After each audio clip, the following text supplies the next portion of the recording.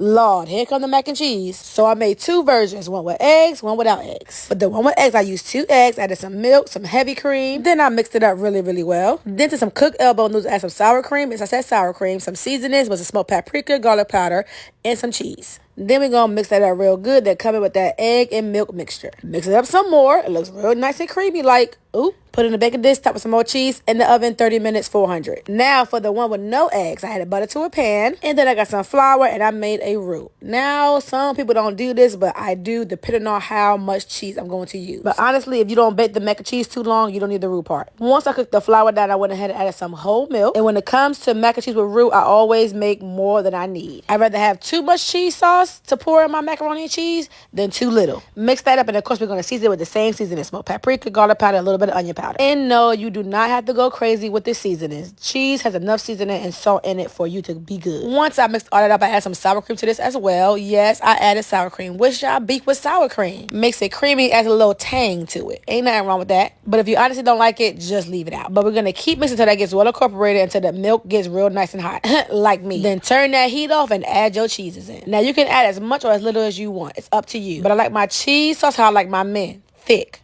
And I say turn the heat up because the residual heat from the milk is going to melt the cheese. You do not want to overcook your cheese.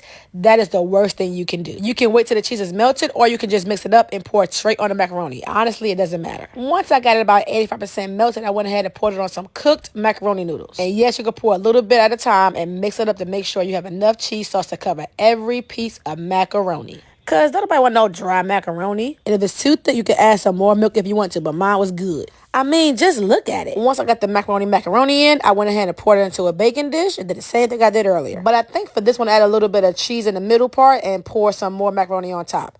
I was being a little extra. You ain't got to do this part if you don't want to. Now, I put this in the oven last because I wanted to make sure that only the cheese on top melts. If you're not using egg, do not cook this for 30 minutes. You have to cook the egg one longer because they have to cook the eggs. But the one without eggs don't need to cook that long. It just needs for the top cheese to melt, and that's it. And now it's time for my favorite part, the taste test, duh. Now, I let the one with eggs cool a little bit longer so it stood up when I poured it out. But the one without eggs, I took it straight out the oven and plated it up immediately. Now, cheese is a binder. I know you said eggs are, but cheese is as well. So if you scoop it while it's still hot, it will fall apart. The longer you wait to cool it down, the cooler the cheese will get and it will solidify. But who wants cold macaroni and cheese? So, of course, we all dig it in the beginning. Now, I taste tested both of these, and honestly, there was no difference. The eggs add no flavor. They're honestly, to me, it's unnecessary. Now, I know this is how we grew up, and we don't want to change Big Mama rules, but baby, save them eggs for that cake. So stop wasting them and putting them in macaroni and cheese.